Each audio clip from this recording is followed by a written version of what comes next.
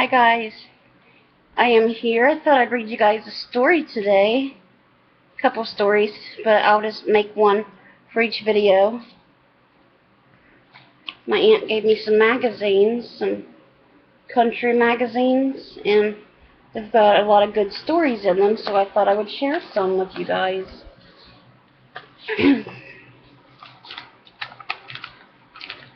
This story is going to be called A Tribute to Thumper. Sherm's like, what?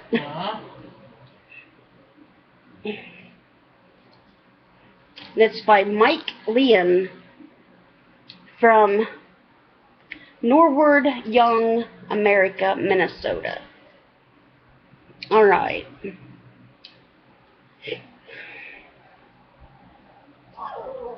I subscribe to a low-maintenance lawn care policy at our cabin, but occasionally I have to knock down the mosquito habitat, trim back the poison ivy, and mow the trail to the neighbor's campfire ring. For this kind of work, not just any mower will do. One needs a mower like Thumper, a genuine country lawnmower.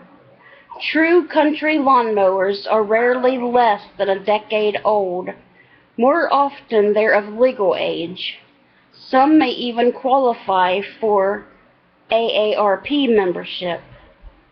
Most have brand names that are no longer recognizable due to rust, oil leaks, and paint loss. They require ear protection to operate, double as bug foggers, and refuse to start within half an hour of first attempt. Most are acquired at garage sales or from friends or relatives who can no longer stand their quirks. Thumper met most of these criteria. It started life as a shiny red Sears Craftsman back in the 80s, but mowing vacant lots aged it prematurely. Its bent crankshaft created a thumping, tooth-jarring vibration. Some people wouldn't give up on Thumper long before I did, or some people would have, excuse me. But those would be people who didn't need a country lawnmower. I moved Thumper to our lake lot and used it to keep the forest at bay while we planned the cabin. Being stored under a tarp, grinding tree stumps and flinging rocks increased its quirks. The handles kept breaking off. I kept bolting them back shorter each time. The throttle cable broke. When it rained, I couldn't start Thumper without draining the carburetor bowl. Within a couple years, I had a vibrating, difficult to start, hard to adjust mower with handles sized for a leprechaun. Eventually, these miladies were too much, even for Thumper. Sad as it was, the old mower and I made that long final trip to the country recycling shed. Then I began searching for a replacement. I borrowed a neighbor's mower for a while, but I longed for my good old Thumper. I needed a country mower to call my own, and a new one just wasn't practical. It would end up with a bent crankshaft anyway.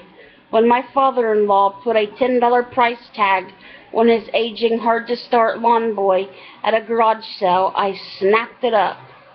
The true test of my new country mower came from brother-in-law Darv graciously offering to mow while I handled other chores.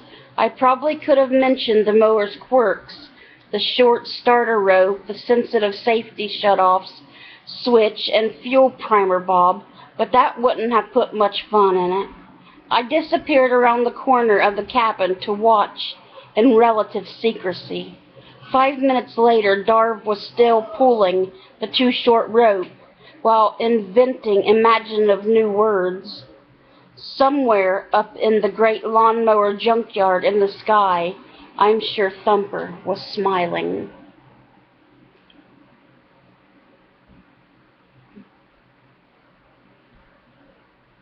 The end.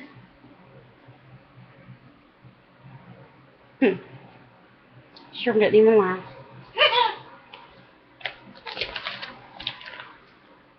So that was a tribute to Thumper by Lein. I hope you guys enjoyed Thumper's story. Bye, guys.